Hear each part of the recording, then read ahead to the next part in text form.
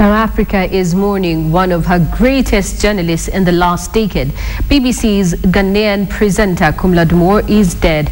Dumor's sudden death at his London home has shocked the continent, with Ghana's president leading his country in paying tribute to the 41-year-old journalist. Ashimwelu reports.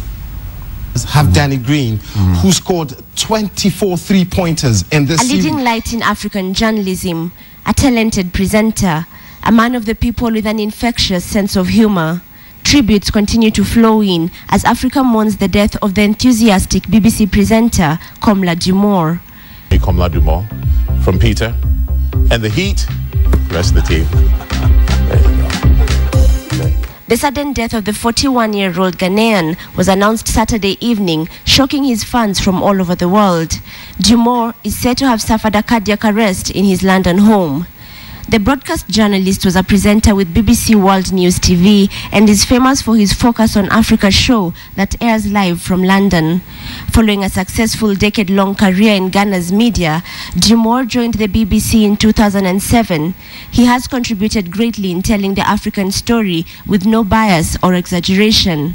The role of journalists, especially on the continent, is to report accurately, to tell the truth, and to cover the stories that are not on the beaten path. I mean, there's so many issues out there on the continent that need to be addressed, whether it's Ghana, Nigeria, Zambia, or Malawi.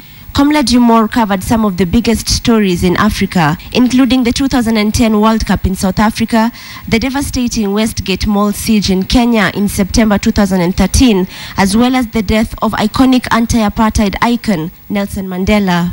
Arise, O compatriot. Dumor was not shy of sharing his experiences and knowledge on African journalism. He participated in the TEDx program, where he gave an inspiring talk on the African story and his passion for unparalleled coverage of Africa. Now look, I'm incredibly proud to be a Ghanaian. My grandfather composed Ghana's national anthem. But in 1957, when Nkrumah said to my grandfather, who was a music teacher at the time, that we need a new national anthem, my grandfather wrote Ghana's national anthem. He graduated with a Bachelor of Arts in Sociology and Psychology from the University of Ghana and a Master's in Public Administration from Harvard University. He is survived by his wife, Kwansema Dumor, and their 3 children. Ashimwelu, KTN Live at 1.